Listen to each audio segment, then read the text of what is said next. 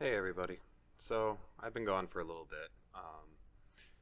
I had some stuff going on personally, and this video will hopefully kind of explain a bit of that.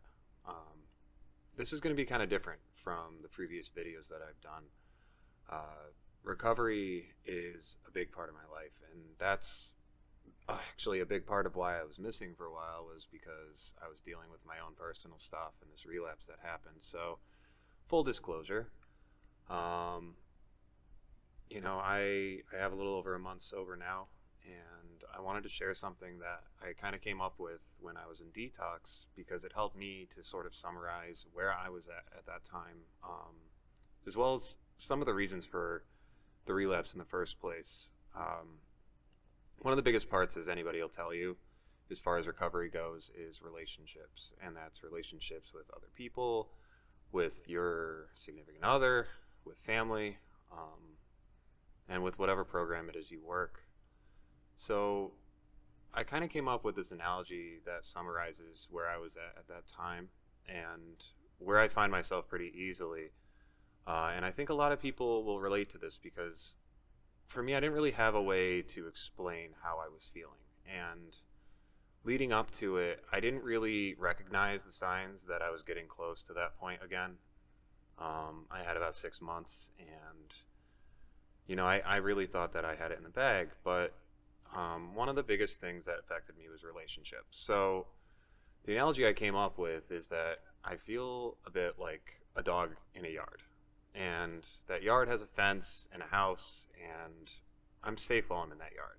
Everybody knows where I am, everybody knows I'm safe, that I'm sober, that things are going well, but I'm uncomfortable. I'm uncomfortable because I might be in a situation where I'm living with strangers, as a lot of people in early sobriety do. Sober houses, I might be in a program. Um, but at the end of the day, everybody knows that I'm safe and I'm alive and I'm not in a hospital or a jail cell.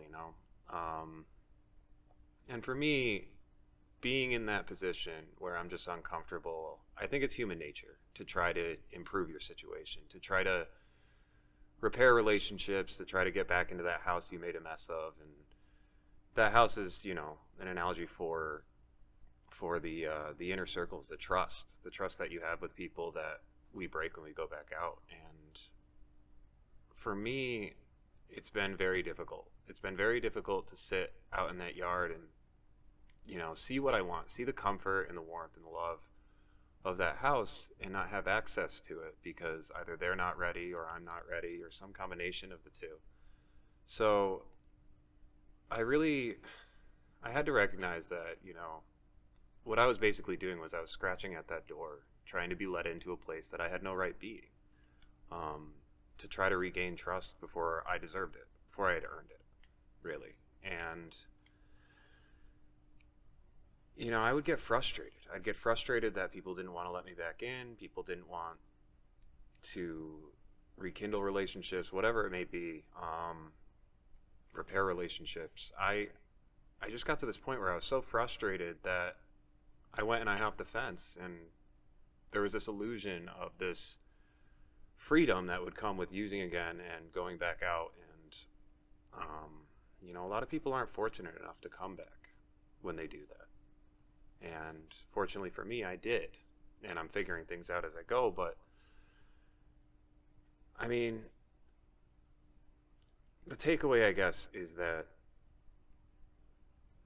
sobriety isn't comfortable in the beginning, and we have to have a certain level of patience to get back into the house and not make a mess of it again. Um, and I'm starting to see that. I'm starting to see that being uncomfortable, it's more making the best of that situation, knowing where you need to be, not where you want to be.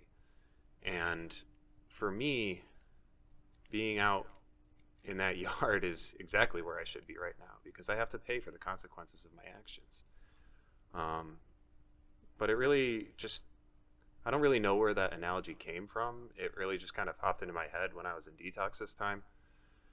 But for me, it really summed things up. And I hope it helps other people because if it weren't for a lot of the wisdom and knowledge and just the phrasing of how certain people say certain things to me, especially at this very pivotal time, I don't feel like I'd have half the wisdom that I do. moving forward.